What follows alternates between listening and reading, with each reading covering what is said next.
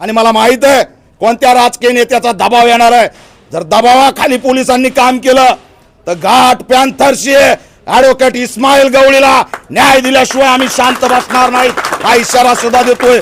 आणि इथं फिरणाऱ्या पेशंटला जर दादागिरी केली तर त्याचे वाईट परिणाम होतील असा सुद्धा इशारा देतोय। तात्काळ एसपींनी या आमच्या पीडिताची भेट घ्यावी, इथला आढावा घ्यावा आणि येणाऱ्या काही तासात 307 आणि मोका अंतर्गत सगळ्या आरोपीला अटक करावी, अन्यथा अंबाजोगाईमध्ये भूतो न भविष्यती मोर्चा निघेल आणि हा पॅन्थर सुद्धा नेतृत्व करायला तिथे येईल, हा इशारा या हॉस्पिटलमधून देतोय। धक्कादायक आहे आणि अतिशय निर्दयीपणे जनावरासारखी मारहाण केलेली आहे। त्याच्यामुळे ही घटना ॲक्सिडेंटली घडलेली नाही तर कुठंतरी ही घटना जाणीवपूर्वक सुनियोजित कट करून ॲडव्होकेट इस्माईल गवळी यांना टार्गेट करण्यात आलेलं आहे।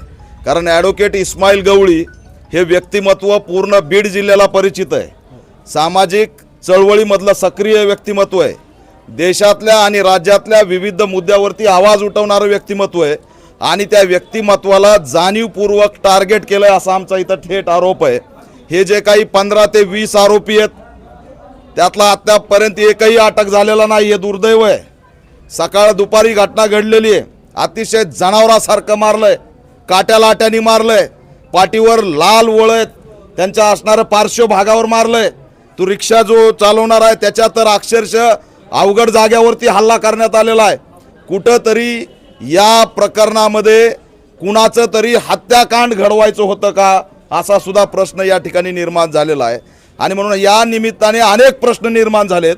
हे 150 सुरक्षा गार्ड कशासाठी होते, यांना ट्रेनिंग काय दिली जाते, ही जी काही महाराष्ट्र सुरक्षा नावाची काहीतरी एजन्सी आहे, प्रायव्हेट एजन्सी, ही गुंड उभा करते का, हे जे काही 15-20 लोक होते त्यांचं क्रिमिनल बॅकग्राऊंड काय आहे, त्यांच्यावरती किती गुन्हे होते, त्यांचं असणारं पोलीस स्टेशनमधून नोकरीला लावताना कॅरेक्टर सर्टिफिकेट घेतलेलं आहे का, कारण हे गुन्हेगारी पार्श्वभूमीसारखे लोक दिसत आहेत।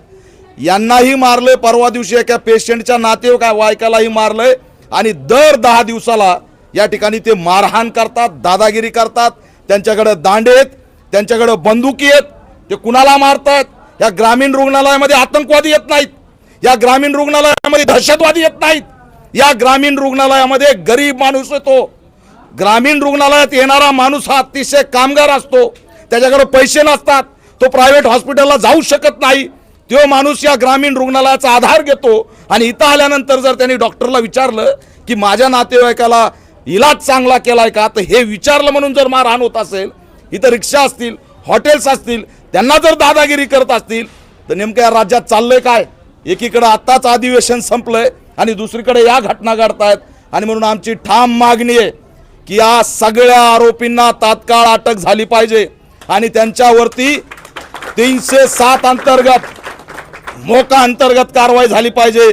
मी जाहीर करतोय हा हल्ला नॅचरली घडलेला नाही, तर ॲडव्होकेट इस्माईल गवळीवरती मॉब लिंचिंगचा हल्ला झालेला आहे। सुनियोजित वर्दीमध्ये यांच्या मॉब लिंचिंग करण्यात आलेली आहे आणि त्याच्यामुळे आमचे ॲडव्होकेट इस्माईल गवळी हे थोडक्यात बचावलेले आहेत। मी त्यांची भेट घेतलेली, अतिशय मोठ्या प्रमाणात ते गंभीर आहेत।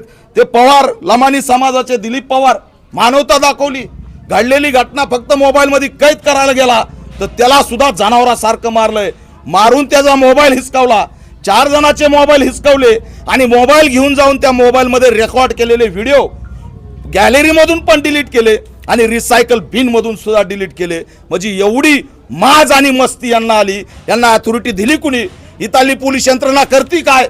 यांनी असणारं जर एखादा पेशंट किंवा त्याचा नातेवाईक काही करत असेल तर त्याला बंदुकी आणि काट्या दाखवायची गरज काय, त्याला फक्त कंट्रोलमध्ये आणा, पोलिसांना बोलवा आणि पोलिस त्याच्याशी काय करायचे ते कायदेशीर करतील। कायदा हातात घेण्याची अथॉरिटी यांना कुणी दिली। म्हणून राज्यभर महाराष्ट्र सुरक्षाचं जे काही असणारं कॉन्ट्रॅक्ट आहे ते तात्काळ सरकारने रद्द केलं पाहिजे, ही सुद्धा आम्ही मागणी आहे। आणि शांत बसणार नाहीत। जर काही तासामध्ये अंबाजोगाई PI यांना मी सांगतोय कोणत्याही राजकीय दबावाखाली यायचं नाही। या ठिकाणी जामर लावलंय, काय गरज आहे जामर लावायची। एखाद्या पेशंटला काही झालं आतमध्ये तर त्यांनी फोन कसा लावायचा नातेवाईकाला, अर्जंटमध्ये पोलिसांना फोन कसा लावायचा। या ठिकाणी चाललंय काय, अरे गरिबांचं हॉस्पिटल आहे, त्यांना आधार द्या. हे सेवक जे 150 जे काही सुरक्षा रक्षक आहेत त्यांनी सेवकाच्या भूमिकेत या ठिकाणी गुन्हेगाराच्या भूमिकेत कसं काय.